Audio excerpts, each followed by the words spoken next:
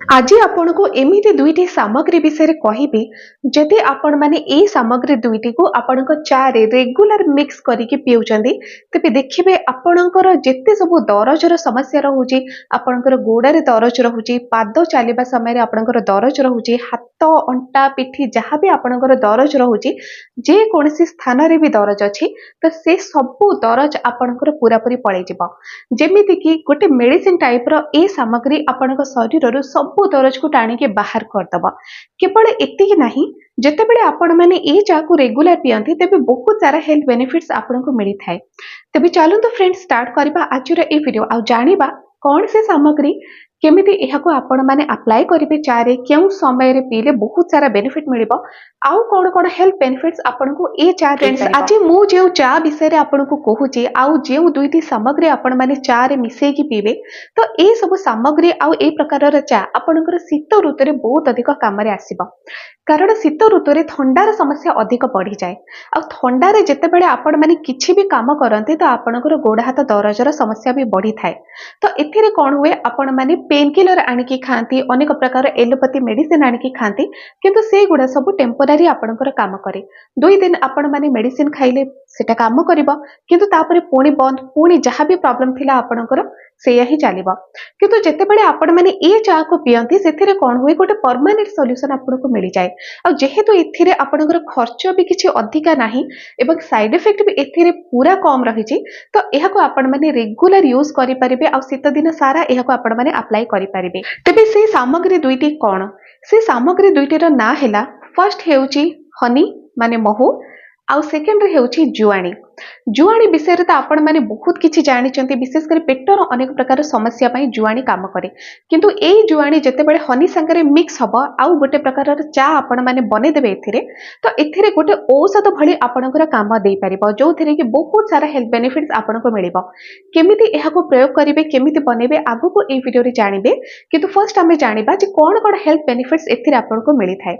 Number 1 रे अछि जेमिति आपनको कहली गोटे नेचुरल पेन किलर भली आपणक पई एटा काम देई परिबो जेमति कि आपणक शरीर रे सब दरजर समस्या दूर करदबो। हाँ एथिरे बहुत सारा एंटीऑक्सीडेंट भी आपणको मिली थाए महुरे बहुत सारा एंटीऑक्सीडेंट रही छै जहां आपणकर नेचुरली आपणक शरीर भीतर को जीवा परे आपणकर अनेक प्रकार समस्या को दूर करि थाए अनेक प्रकार दरजर समस्या आपणको दूर करि थाए। नंबर 2 बेनिफिट एथिरे आपणकर पेटर अनेक प्रकार समस्या दूर हुए पेट जदि आपणकर गैस हो जाउची बहुत अधिक एसिडिटी हो जाउची किंबा पेट फुलिबा परी बहुत अधिक लागुची आपनको भोक आदौ भी करूनी खाद्य आपणकर ठीक भाव में हजम हेउनी आ विशेष कर शीत ऋतु रे आपणकर गैस रो समस्या अधिक बढ़ी जाउची तेबे आपण माने ए होम रेमेडी को रेगुलर फॉलो करि परिबे जोथिरे कि गैस आपणकर बाहरी जिवो जुआणी रो काम हैला आपणक पेट को बहुत भल भाव में आपणकर हजम शक्ति को वृद्धि करबा जोथिरे कि गैस रो समस्या एसिडिटी रो समस्या कमी जाय थाए आ ता संगे महू महू भी निज भीतर गोटे एंटीऑक्सीडेंट भली काम करे आपनका शरीर पई आ महू भी आपनकर हजम शक्ति को वृद्धि करि थाए तो ए दुईटी जाक जेतेबेले आपनकर पेट भीतर को जीव पेट पई बहुत भल काम करि थाए। नंबर 3 बेनिफिट जेतेबेले एहा को रेगुलर आपण माने अप्लाई करंती ए होम रेमेडी कोन करे आपनका शरीर रे एंटीऑक्सीडेंट रो मात्रा को बढ़ाए जोथिरे कोन हुए आपनकर इम्यूनिटी स्ट्रांग हुए। आपण माने जानिचंती जेतेबेले आपण माने हनी को रेगुलर यूज करथांती अप्लाई करथांती सेतेबेले कोन हुए आपणकर इम्यूनिटी मध्य स्ट्रांग हुए आपणकर ठंडा काश जनित समस्या धीरे धीरे करिकि कमे गोटे दुईटा यूज रे आपण माने केबे भी जानि परिबे नाही जेतेबेले 1 वीक टोटल आपण माने रेगुलर ताको अप्लाई करिवे 7-8 दिन तो एथिरे आपण माने जानि परिबे जे किभଳି भाबरे महू आपणक शरीर पई काम करूची ठंडा काश आपणकर धीरे धीरे कमी जिवो जदि भी मन करंतु आपनको केतेबेले केमिति छिंको भी हे जाउची तो सेथिरे डरिबारे भी किछ नाही छिंको हबो किंतु कफ टा जमा हबो नाही आपनको फुसफुस रे जे प्रकार कफ जमा हे जाय शीत ऋतु रे कुहुडी जोगु ठंडा जोगु तो से प्रकार कफ जदि जमा हे जाइथिबो से धीरे धीरे करिके बाहरी आसीबो एहा सहित जदि भी आपणकर कफ जमा हेनी तो ताको जमा करबाकू ही दबो नाही महू आ जदि मन करंतु शीत ऋतु रे आपणकर छिंको हेउची छिंको को आपण माने केबे भी डरिबे कारण दिन को जति 3 रु 4 थर छिंको भी होउची तो सेटा नॉर्मल शीत ऋतु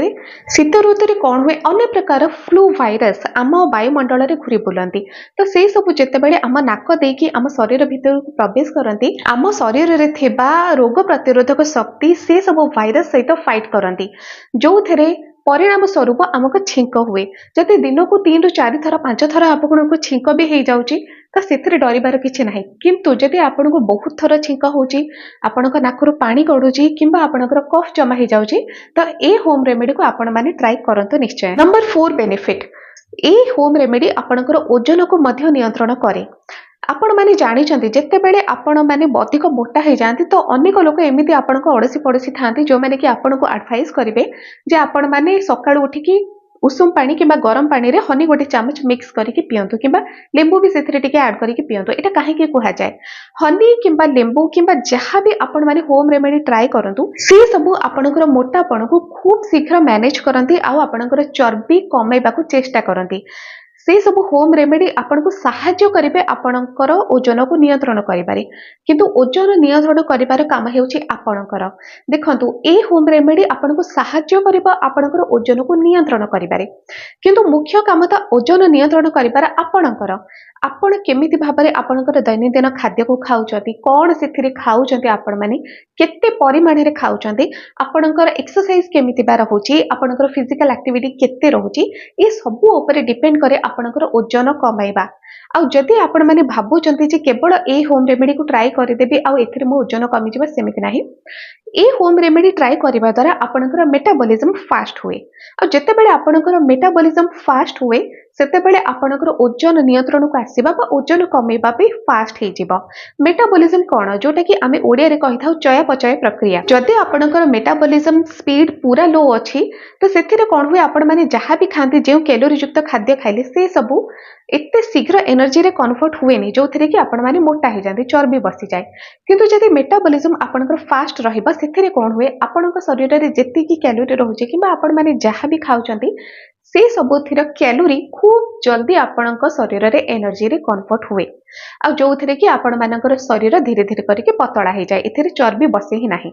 किंतु जेमिति आपण को कहली ए होम रेमेडी आपण को सहाय्य करिबो किंतु ओजन कमेबार जो प्रक्रिया रही है आपन को निजे करने को पड़ो प्रॉपर डाइट और प्रॉपर एक्सरसाइज को फॉलो करके बुझिपारे।